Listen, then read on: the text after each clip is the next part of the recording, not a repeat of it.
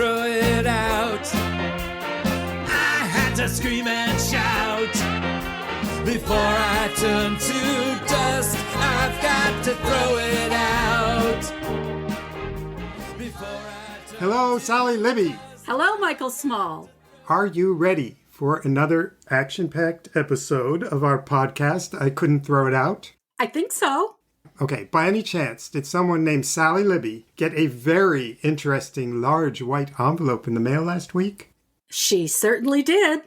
Would you please describe what I sent you? It's a stack of papers from your brief career in book publishing. Yep, my very first full-time job, fresh out of college in 1979. I have to ask, do you swear this stuff is real? You didn't make it up? It is 100% legit. Those are genuine artifacts from a legendary publishing house that no longer exists.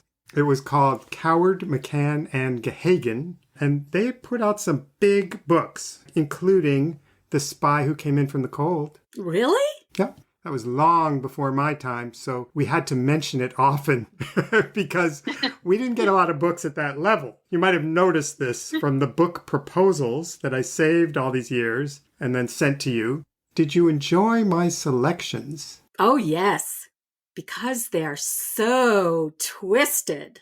But you have to admit it, some of the letters you wrote back to those poor authors are even crazier. So arrogant and disrespectful. How did you get away with it? I was working for a special kind of editor.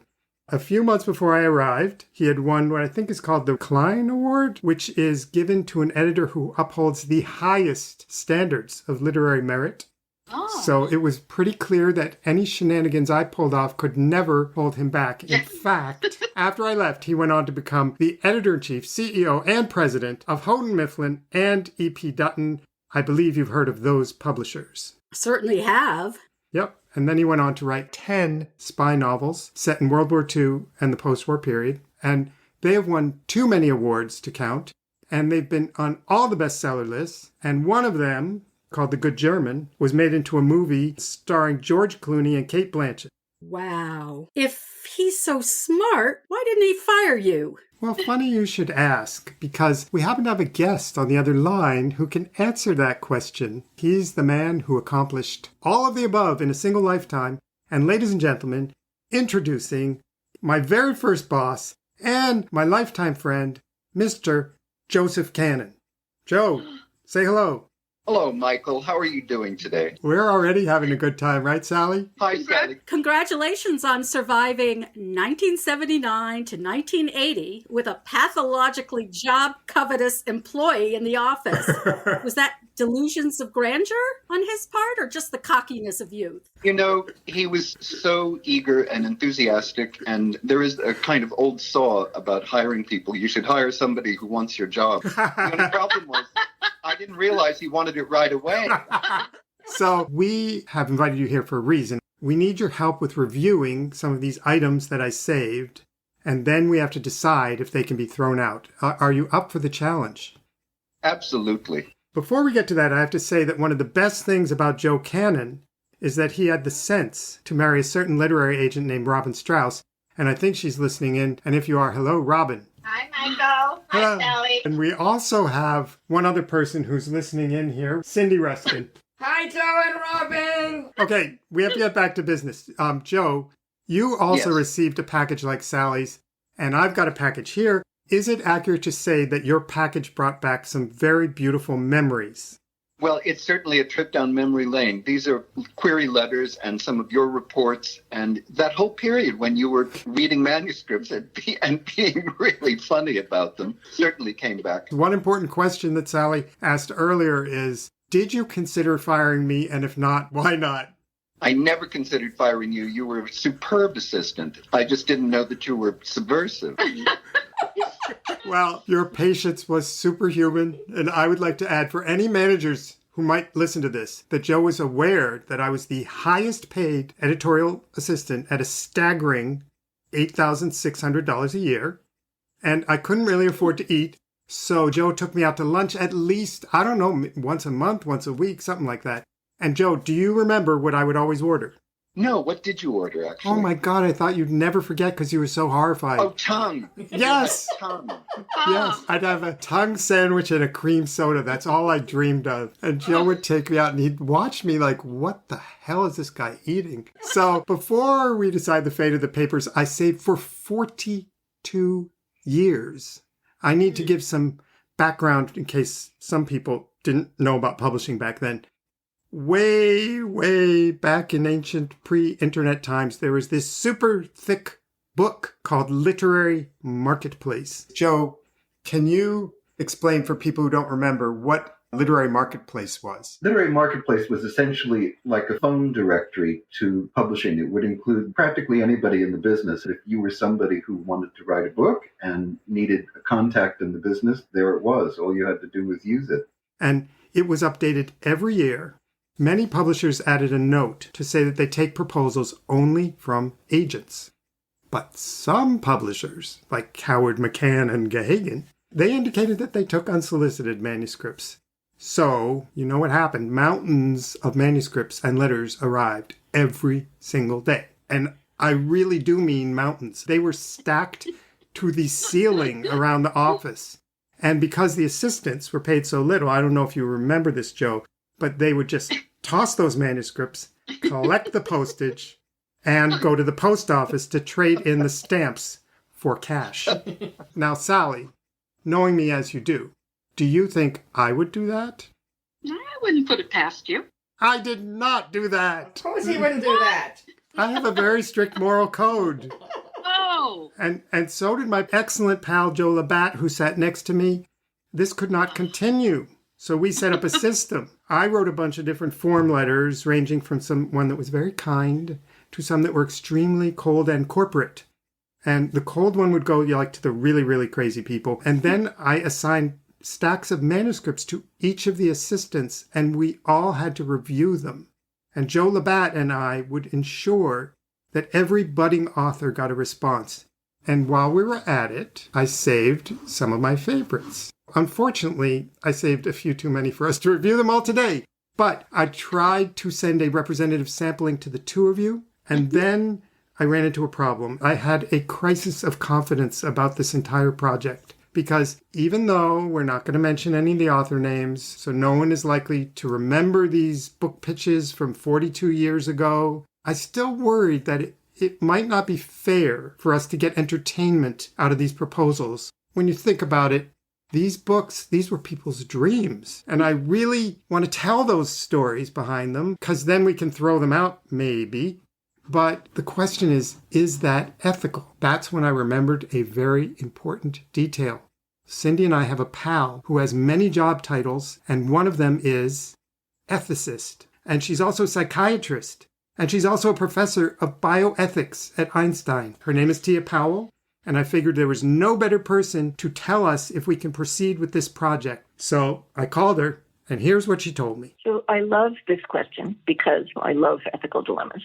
So this is a particularly great one. You're worried that you're making fun of someone, and maybe making fun of someone who's confused or ill. And you're right to worry about that. But we should not make fun of people who are unfortunate or disabled. We don't want to do that. But is it okay to laugh? Sometimes different ways of thinking, they are funny. They strike us as really funny. So I'm okay with that. It doesn't mean it's a bad person or that, we can lock them up and throw away the key. So that's where I would start, Michael. Well, not all of the people seem certifiably crazy. Some of them just seem a little naive, like people who really want to write a book about a cat or a dog. First of all, I have no idea that meets any criteria for being ill. It's just silly. It's like, so that can be funny. And I also think sometimes they're not necessarily ill. They're vain, or they think they're more important than they are, or they have irritating habits, or they're presumptuous. But it's okay to laugh at human foibles. We look at the human condition, and that is what we have to laugh about. So I say go for it. I mean, it can't be cruel and it can't be jeering, but it's okay to laugh at it. And just as it's okay to laugh at ourselves, it's actually important. I think the general idea is we are looking at these old things and try to figure out why this thing among all these others, what spoke to you. And if it was funny and it seems particularly silly or particularly charming or whatever, I don't think it's so terrible to laugh. I think we should laugh more. Yay! So guess what? That means we're all cleared to review what I saved. Joe Kanon, would you be willing to start us off by sharing with us the top item in your packet? I know you're a pacifist, but it's the one that involves guns. Yes, certainly. This goes to the attention of our then editor-in-chief, Patricia Solomon, but nevertheless is addressed, Dear Sir or Madam. Would your organization be interested in a non-fiction book on gun running? I have years of experience in that field in North America and Southern Africa. My situation now is such that, for the first time, I have a lot of time on my hands. To put this time to good use, I believe it would be wise of me to write about my experience. I am interested to know if you think that a book on that topic would be interesting to a mass readership. I have had dealings with the radical left and the reactionary right. Politics does not fit into my business. I have transported these weapons across borders in the most difficult of circumstances and have been forced to have guards killed. I have operated several front businesses from South Africa. I feel that I am qualified to write this book. Yes. The book would be interesting. It would be interesting, but I guess, is it a real book or a figment of somebody's imagination? We'll never know. Oh, it sounds real to me. Let's just hope that 42 years have smoothed over the rough edges of that career. Thank you for that, Joe. That was a great start. I should mention that we did receive a lot of letters from people who were incarcerated, and that was an example of that. Another favorite topic was sex. I would say one of my favorite along those lines was a sort of published pamphlet that had a lot of photos in it. And the title of this pamphlet, which cost $3, was The Almighty Sperm. And it said also on it, sperm behavior from men who are normal, alcoholic, aggressive, sterile, which is interesting, homosexual, passive, and frightened.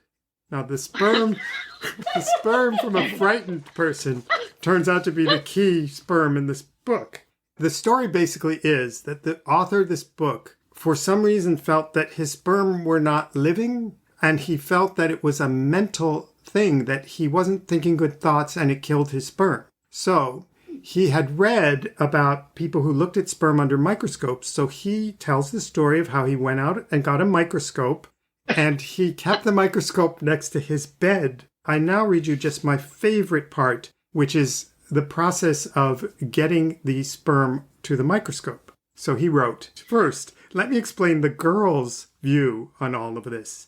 I wondered, what is romantic about running from the bed to the microscope and saying, amazing? She showed no objections, was gentle in her few comments, and if she secretly felt it was a little strange, she never let me know. In fact, she sometimes asked if we were going to do some more tests today. I liked her from the beginning, and I loved her later on. Too bad she is gone. I miss her. So that was the Almighty Sperm. I'm sure you all are wishing that that book had been published. Joe, why did we let this book go? You must have given one of your negative reports. So, yeah, that was the sex portion of our show. But we also had a common thing, which is that people felt they needed to overstate the importance of the book they wanted to publish. And I believe Joe has an example of that really was the most overstated of all the overstated. And I do. You sent it to me. You know, often people are told that they should say who the market for the book is. You know, what audience are you trying to reach? And this is an extraordinary reach. This also goes to the aforementioned Patricia Solomon, and this time it's to my editor. I have just completed a manuscript that you will probably classify as mainstream. It's a humorous satire about the world of big business, utilizing a fictitious phone company as its milieu. Rest assured, there's not the remotest possibility of becoming immersed in a libel suit with either the companies of the Bell system or the hundreds of independent phone companies operating throughout the United States. After reading my terrific manuscript, you will agree it is a novel that will prove fascinating reading for a broad cross-sector of people, ranging from the board chairman of just about every major corporation in the world to the white and blue-collar employees of every type of business organization, plus those who work in government and the professions. You will find that to be our prime market. And with 1.5 million persons working in the telephone industry throughout the country, we should sell 10 to 15 tons of the first couple of printings. Other than this conservative estimate, I leave it to your wildest, most optimistic expectations as to what this news will mean to your publishing company and to you personally. As a starter, you'll be a giant in the field. And if you're already a giant, you'll be a colossus among giants. More than that, I cannot promise. I don't think it is appropriate to say any more about our terrific novel other than to add, in all humility, that you and I, beyond the shadow of a doubt, have ourselves a tremendously big, all capitals. How do you know, you ask? Believe me, I know. And when you read it, two of us will know. You'll know because you're a professional and a pro doesn't have to guess or engage in wishful thinking about such things. When that extra special manuscript crosses your desk, you know it's extra special. Well, my friend, this is just such a manuscript. And do you want to know something else? I have already laid plans for several more commercially successful novels. This dandy is the first. The next will be a terrific mystery that will knock you right off your ass, to put it mildly. Remember, you're not going to buy me. You're going to purchase the publishing rights to my manuscript. Oh, and one more thing. This is not a multiple submission. It is merely a query offered on a first-come, first-served basis. I don't intend to play games any more than you do. That's why I'm limiting this letter to reputable publishing houses. I look forward to hearing from you. There you go. So this prime market is about apparently the entire universe. Well, that one kind of left me speechless. But Sally, I think that you have another genre to share with us, and this was a very popular genre, which is pets. My favorite. Yes, your favorite. That's why you got this one. People they felt it was so important to send us a book about a particular cat or dog. In this case, I believe you'll tell us which of those it is. All righty. Dear Miss Solomon, I have written a long poem, which is the 16-year life story of a very smart little dog.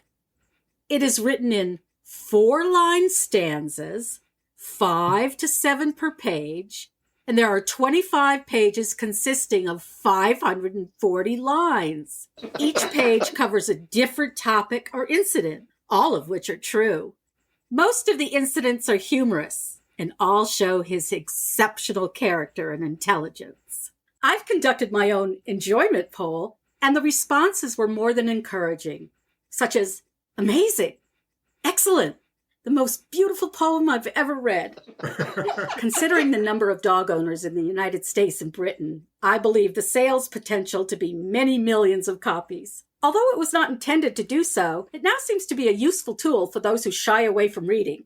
The school program, RIF, I guess that's reading is fundamental, could use this poem as an incentive, as the young people really can understand and enjoy it. Please advise me if I should submit this item for your consideration. We missed the boat on that one. And I think this brings us to a point that we have not yet addressed, which is, am I supposed to shred that? Yes. Oh, no. Absolutely. Yeah. Shred it off. Really? And Yes. it'll be gone. There'll be no evidence that was submitted. I happen to have the originals here. I have it in my power to start shredding, but we'll keep going. We may discuss it, and then there'll be a big shredding party at the end. I think we have one now from Joe, which involves something to do with Georgia. Yes, this is during the Carter administration. And I think as an intro, what's fascinating about this letter is how a phrase could be just dropped in a sentence, and all of a sudden you go, wait, what? Let's start with this. Dear Sir, I'm a professional writer who has just completed a contemporary novel. While I have published poetry, some articles and brochures in a limited southern market, I have not published a novel before. The story begins in Columbus, Georgia, just 40 miles west of President Jimmy Carter's hometown. Simplified, the leading characters are a New York playwright and the wife of a wealthy Georgia industrialist who is involved in political intrigue related to the Carter presidency.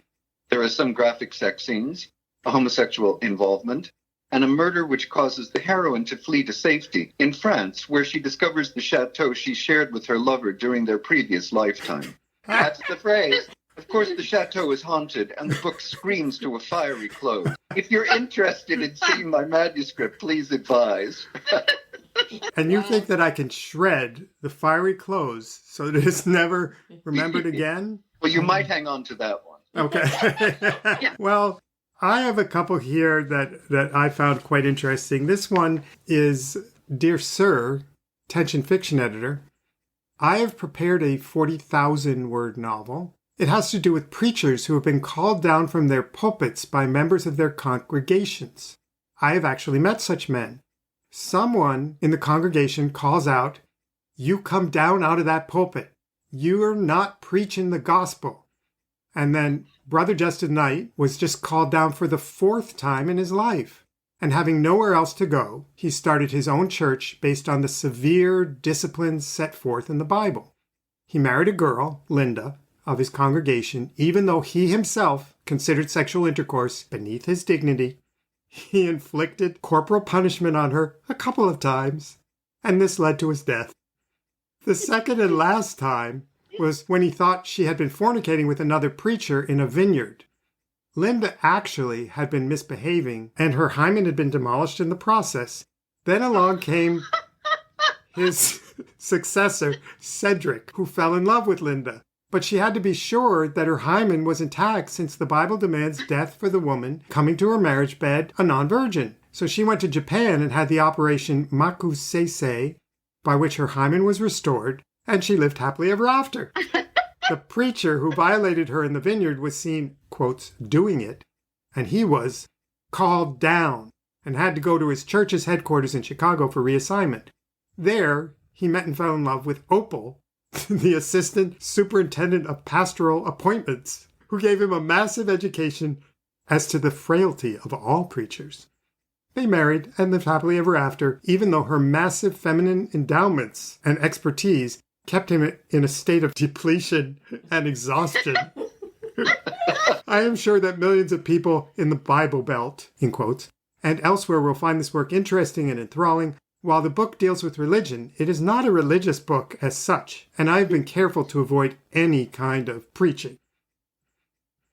So that was that one. Again, Wow. We missed the boat. I certainly had not expected to receive that particular topic as a book suggestion, which is why I saved it. I guess it was for the fiction editor, so it's just a novel. I don't want anyone out there thinking that that actually happened. So we have one last letter. Now, this is a total cheat, but I couldn't resist this. This letter did not go to Coward McCann Gehagen. It is the one letter of the same type that I saved from my days at People magazine. I feel this tops all of them. It's a long letter, so buckle your seatbelts. This went to People magazine, not to the publisher, but it is along the same lines. And Sally, could you share it? Okay. People magazine, attention. Ralph P. Davidson, chairman of the board. Dear Mr. Davidson, this letter is being addressed to your attention instead of the editor-in-chief, as I believe that you are the real wheel at People, and I like to go to the source. I am a doctor's wife in real life. Recently, I have been entertaining the idea of allowing a magazine such as yours to write an article about myself and my tasteful lifestyle. A cover story, of course. Perhaps you are wondering why a story about my life would be of great interest to your readers. First of all, I'm an American woman who is, of course, married to a doctor. Living in a popular but secluded resort area of Florida, I've been spending much time on the renovation and refurbishment of our mansion. Our servants are not American, but have been trained to provide excellent service anyway, all except Rosita. My husband, the doctor, is much too busy raking in those American dollars to discuss our cover story yet. But I will involve him later as we progress into the final stages of our articles. I suggest that we cover the groundwork for this story immediately, as I expect to be involved full-time with NASA early this winter. Unfortunately, I am under strict orders not to discuss this matter, but if the words spaceflight or shuttle mean anything to you, maybe you'll understand. I shall make available time in my agenda for your film and camera crews to arrive the last week in August. I will, of course, have the proper settings and fashionable clothing available for a most enjoyable photo session. I am not, of course, a loose woman, but might consider some tasteful photos of myself in bathing attire. Of course, two-piece. And some alluring lingerie, if you were to twist my arm a tad. I do not want any photos of the help taken without my express permission. I'm having a slight problem with our Bolivian chambermaid, Rosita, and it looks at this time like she might be recalled to her homeland for some crime committed there. None of your crew should speak with her, as she cannot be trusted to tell the truth, especially about me. Also, she has a habit of wearing tight, short shorts with a tight halter top, no undergarments, and your readers would not appreciate this type of smut in a family magazine. My husband sees nothing wrong with Miss Red Lips and loose hips, so for the moment I'm stuck.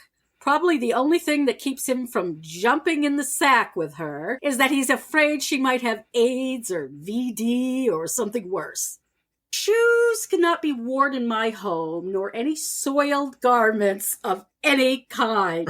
At our entrance, there is a sanitized washroom where your people can clean up before entering the foyer. Smocks will be provided, along with sterilized booties and a sneeze guard apparatus which fits comfortably over the face. No smoking, of course, except in my private bathroom. I might just puff a few with the boys myself to appear sociable. The article itself should be approved by me, and I intend to help with the writing. Questions will be provided by myself that your interviewer may ask. I know this is not your usual policy, but I assure you that the interests of the American people will be best served by this method. I am currently involved with such companies as Procter & Gamble and Coca-Cola. I consider myself on the inside of Bolivian politics and might have something to say on that subject. Also, I might have my friend, Bill Cosby, drop by during the photo session. As you can see, I'm not an ordinary woman. Enough said for now. Let's get moving. Sincerely. That's it. Michael, that is a keeper. You could never shred that. Yeah, we're not throwing that out. So there is a box that goes with me when I get cremated, and that'll be in it. Do you think the doctor spends a lot of time at the hospital? I wonder what her involvement with Coca-Cola and Procter & Gamble was. She probably had stock. Yes. By the way, one thing that did not ever occur to me was pointed out by our friend Tia Powell when I read her that letter, and here's what she had to say. I'm not sure that person's not a genius and has actually proposed years ahead of time what later became a phenomenally successful reality TV franchise. Who's Laughing last year? I hope she got idea credit on the show. So the woman thought up Real Housewives before it happened. Anyway, that concludes the samples of letters that were sent. And now we move on to a different type of involvement I had as an editorial assistant, which was writing those reader reports of manuscripts that came from agents. And Joe, I gave you a stack of those, and I feel like you could just go ahead and do all 5 of them now and share what you have and give us any commentary on what I wrote that you would like to make. Okay, sure. The format for these, if you can imagine, is the story, which asks for a brief précis of what the manuscript is, and then the comment. Here's one. A lady levitator goes on a bus tour with a bunch of gay men who turn out to be CIA deprogrammers. Police Chief Joseph Kanon. Does that name sound frighteningly familiar? Can't solve the murders that follow and dies of bubonic plague while scuba diving off Key Largo. An English professor out of work by the name of Michael publishes the story to horrible reviews. Michael, could that really have been a legitimate submission? It was. It was. We can ask that question of so many of them. And it had Joseph Kanon and Michael both starring in it. Anyway, Michael's comment on that, his reader's report, is millions of characters seem to be doing a million things at once, mostly levitation and making themselves invisible. Get me out of here before I catch it. Yeah. Then we have the story.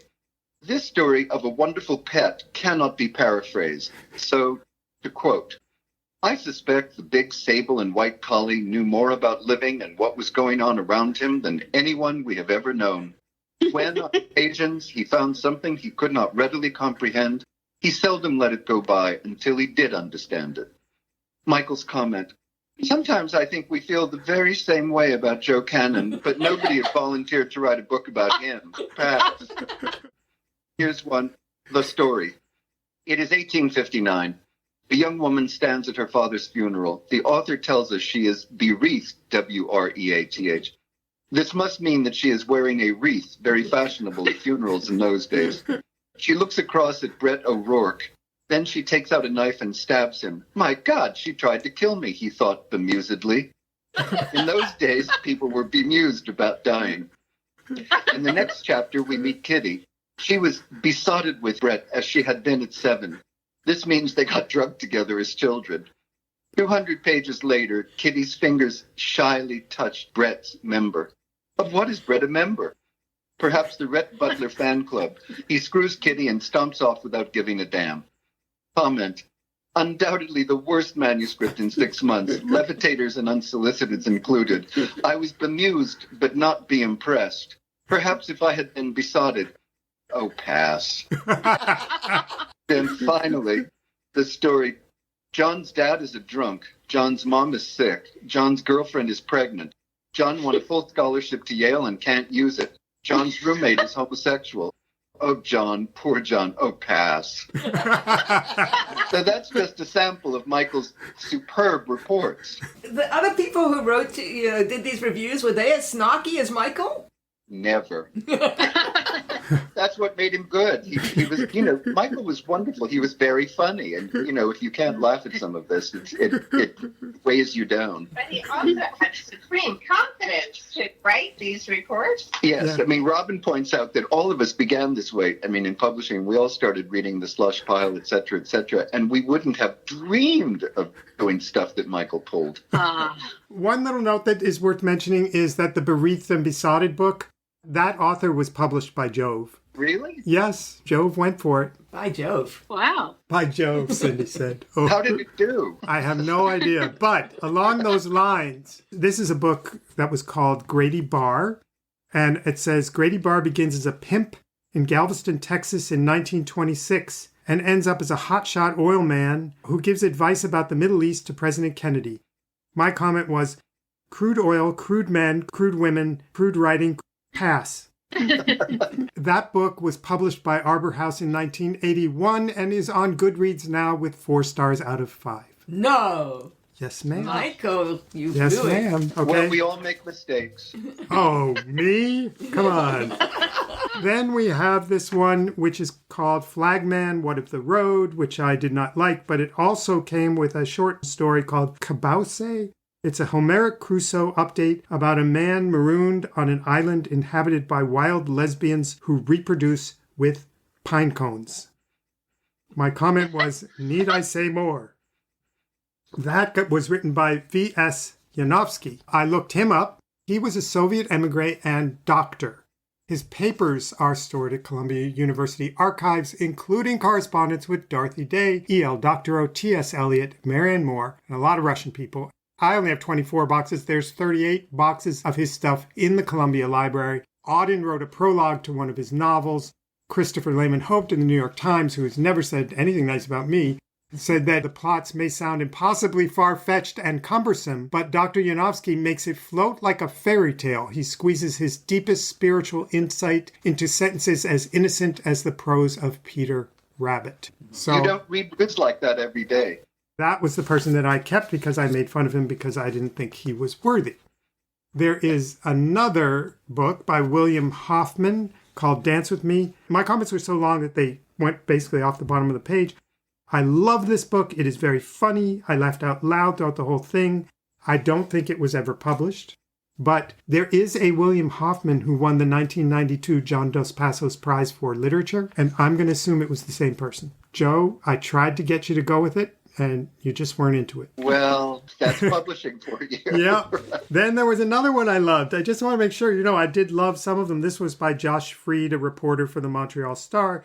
He searches for a friend who went to San Francisco for a brief visit and never returned. He finds his friend deeply involved with the Unification Church.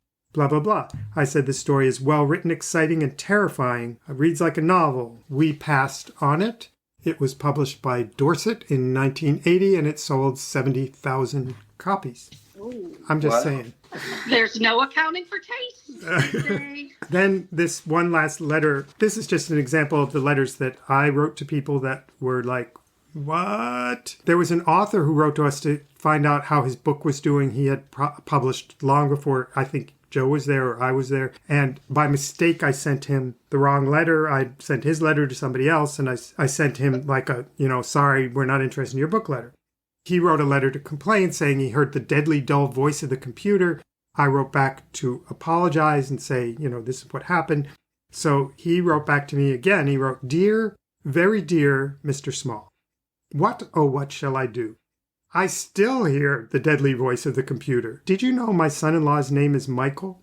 I happen to like Michaels when they are real.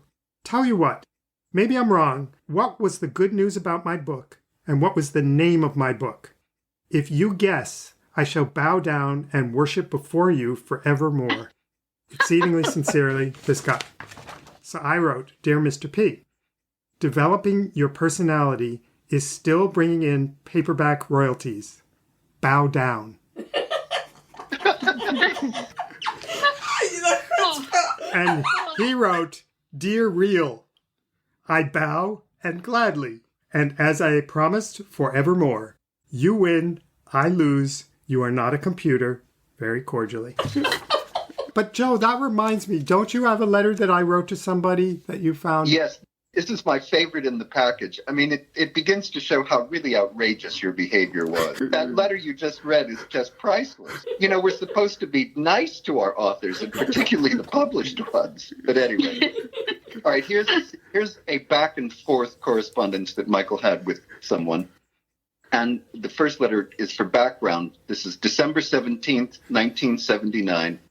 Dear Patricia Solomon, I have this 60,000-word manuscript that is currently residing in a suitcase. It goes without saying that my desire is to see it on a bookshelf. My friends all think it's great. Well, that's as good a criteria for choosing friends as any. I suppose at this point I should fess up. My manuscript will not complete your life, nor will it free anybody. But what it will do is make people laugh. At this particular point in history, that's a worthwhile goal, isn't it? Sincerely. He is then answered by Michael. Dear so-and-so, 3 January 1979. So it's a mistaken date. Patricia Solomon passed your letter on to me because she knows I can't resist a good laugh, which is what you promised with your manuscript. So please send a copy of your book. I'd be glad to look at it. I will say one thing in advance, however. You are more likely to get the right person to read your book if you say a little more about it in your cover letter. I'm sure you'd rather have people pleading for your prose than stabbing in the dark. Anyway, I look forward to hearing from you soon. Sincerely, Michael Small. Dear Mr. Small, dated January 8th, 1980. Our relationship to this point, though brief, has been amiable. The future of our relationship would seem to hinge, at least on my part, on my ability to give you a good laugh. Somewhere in the course of 216 pages I'm sending, I think I can deliver. As much as I liked your letter, one aspect of it was a little disturbing. In the upper left-hand corner, it was dated January 3rd, 1979. Of course, 3 days into a new year, this is a mistake anyone can make. It's an error I've been known to make as late as July. The problem I'm having with it is, how do I know it was an error? I'm not sure I feel comfortable sending my manuscript to someone who really thought it was 1979. Anyway, I look forward to hearing from you sometime in 1980. Sincerely. Next letter to him is dated 6 June, 1944. Dear Mr. So-and-so, as much as I liked your book, one aspect of it was a little disturbing. You say that I made the mistake of dating my letter to you January 3rd, 1979 in the upper left-hand corner, when actually I dated that letter in the upper right-hand corner. The problem I'm having with it is, how do I know you can recognize left from right? In fact, I'm not sure I feel comfortable reading the manuscript by someone who can't tell the difference. But I did take a look at your manuscript in any case, and I'm sorry to say that it's not right for our list at this time. I wish you luck with it, however, in the 80s. Sincerely, Michael Small. Really, Michael, you were very bad and naughty. Oh, that's great. It's Sally's fault. She gave me that tone. So speaking to Sally, we go back over to Sally. She has a few of her own to share. Okay, the story. Wistful, pregnant California woman comes to snowy Philadelphia to console her brilliant but troubled brother. A dutiful sibling to the end, she could think of only one way to satisfy his frustrated sexual desire. ... Perhaps there is such a thing as the wrath of God. The guy ends up in the hospital after a horrible radiation accident. At least he doesn't die a virgin. The comment. Unpleasant melodrama. Pass. Sally, I think you have one more. I just need to give the background that this woman sent us humorous poems. Okay, so this is what Michael wrote to the submitter. He said, "Though I see you write poetry perfectly well, I tell you, dear lady, it just doesn't sell. In order to publish some of your jokes, CM&G would have to go broke. So if you want to be happily published in the end, Xerox them and give them out to your friends." And how did she respond? Dear editor, I am keeping your unique rejection letter in my files. That is why I am returning a Xerox copy of it. I'm positive that you are very busy editors, so to take the time to compose a poem for me, well, imitation is the best proof of admiration. So I know my poems got to you. Now, more than ever, I will try to have my work published somewhere, sometime. As for CM&G going broke and publishing my jokes, that is impossible. If my poems were presented to the public with flair and imagination, they would make the bestseller list. There is no other book on the market written like it. Regarding your poem, it is strange that you didn't title and punctuate it. These are not out things in writing. Out things? Meaning that people should still punctuate and put titles on their poems, which I failed to do. Right.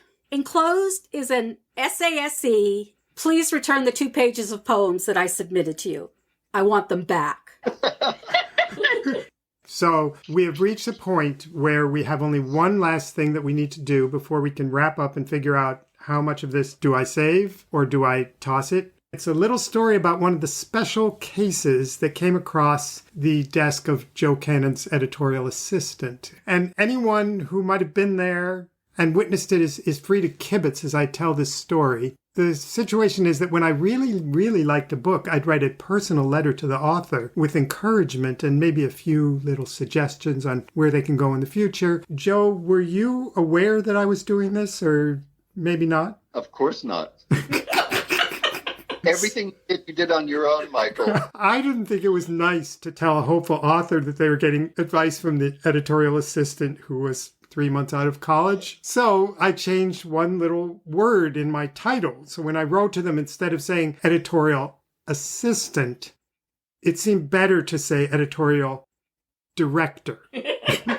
So it also seemed disrespectful for it to be an editorial director who typed his own letters.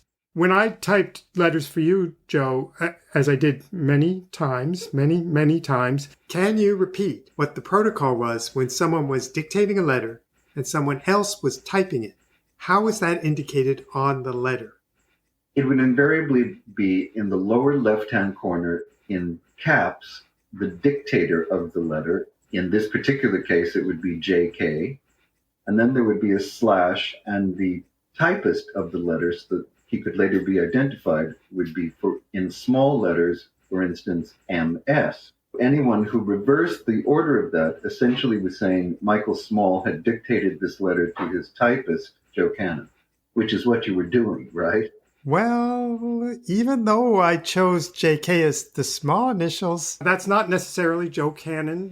Maybe there was another person at Coward McCann and Gahagan with those initials. Do you remember anyone with those initials, Joe?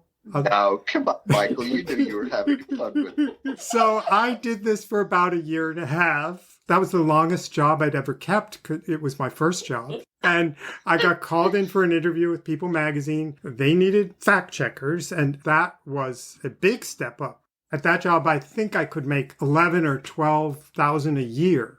That was big money. So I grabbed it. And then on the side, I started begging for reporting jobs. And you know what happened, 15 years of that. But there was one assignment that became particularly relevant to my publishing past. It might not seem relevant at first, but bear with me. Here's what it was. Brooke Shields was going to a party, and I could go to the party, and I could meet her. So I went, and I asked her to dance, and I danced with her, and I wrote about that experience in People magazine. The day after it appeared, I received a phone call, and the voice said, "Michael, this is Terry Shields." That was Brooke's mother. "Joe, are you impressed that I got a call from Terry Shields?" Absolutely. And she said, "We love the article so much. We hope you'll come and have lunch with us at our home next week." And I had to explain that as a seasoned reporter, I couldn't fraternize with celebrities. I couldn't go to her house. But Terry would not give up. She wouldn't hear it. She said, "Oh, please, just this once. Brooke will be so disappointed if you refuse." I thought about it, and I thought, could I really shun a needy Brooke Shields? So I said, okay. And Joe, can you imagine how happy Terry Shields was when I accepted? Ecstatic. Yeah, well, the woman, she was wild with joy. I mean, I would say that it almost sounded like laughter. She was laughing with glee. And she insisted that I'd receive a formal invitation by messenger that very day. Joe, wasn't that nice of her? And so ethical of you. Yes, and it was so ethical. So you know what my job was, Joe. I was dealing with so much, all those unsolicited manuscripts, writing those letters. And now I was going to a private luncheon with Brooke Shields and her mother. Sure enough, a messenger arrived a few hours later with an envelope addressed to me.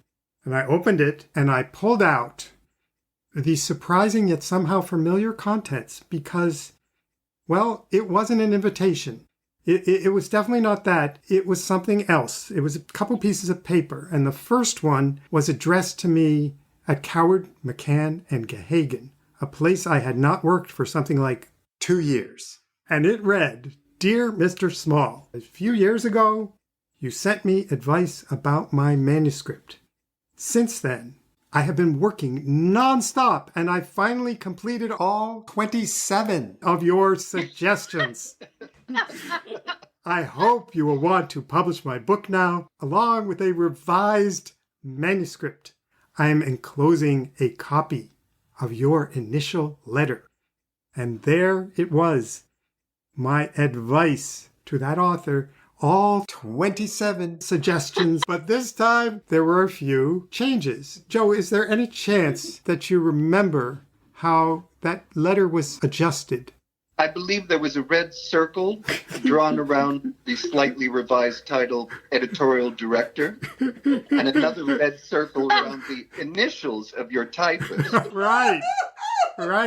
And below that was a note, and it was in handwriting that I believe it was the handwriting of someone who's on this call right now. And Joe, I don't know, could you possibly, do you have the words in front of you of what he wrote? I do, because I'm not throwing this out. It reads, "Dear Mr. Editorial Director, my new assistant, who seems to enjoy making prank calls while pretending to be Brooke Shields' mother, Terry, told me about your plans to lunch with Brooke.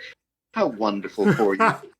Some people are much more important than the world realizes. Sincerely, your typist." You have to admit you had it coming. And I got That's it, great. too.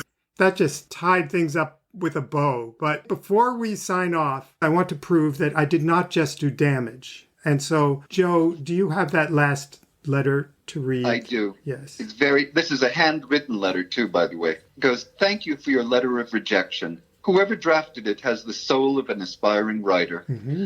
I can say with no exaggeration, it is the nicest, most encouraging rejection I've received. And that is no small thing. I'm seriously considering trying for the Guinness World Book of Records for most rejection slips collected in the least amount of time. The standard "it does not meet our present needs" letter does not discourage me, and yours brighten my day. The next best thing to an acceptance! Exclamation. Anyway, give a raise to whoever dreamed it up. There is, by the way, a marginalia comment with a big exclamation mark. Onward and upward! Exclamation. You see now, isn't that a nice letter?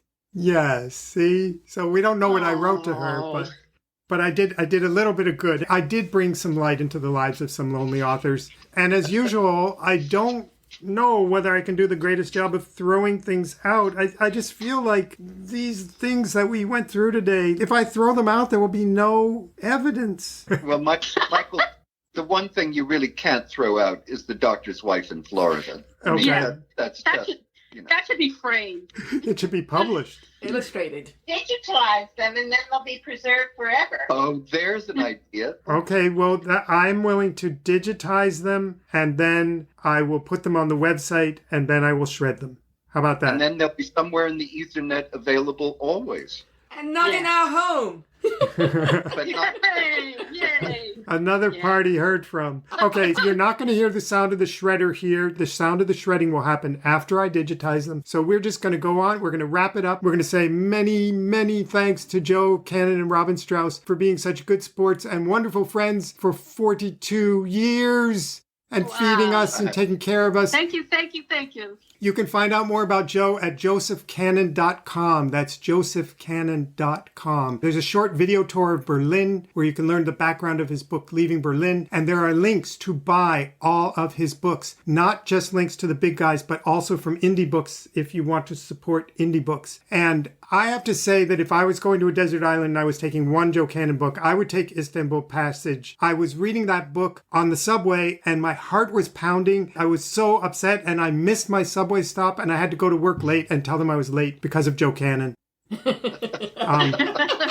And they didn't fire me either for some reason. So please check it out. Give the man the respect he didn't get from his 1979 editorial assistant.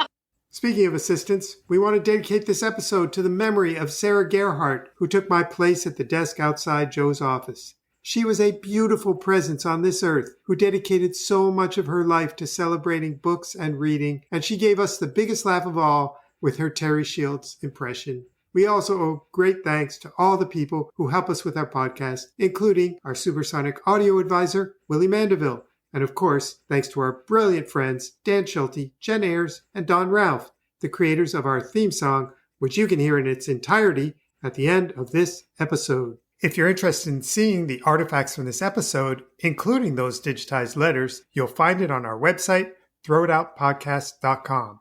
You can also get updates by following us on Twitter and Instagram at throwitoutpod. And if you like what you hear, please don't hold back. It would really help us if you'd write a review of our podcast on Apple Podcasts. Mike, maybe Joe Kanon couldn't stop you, but I can. That's it. End of episode. Cut.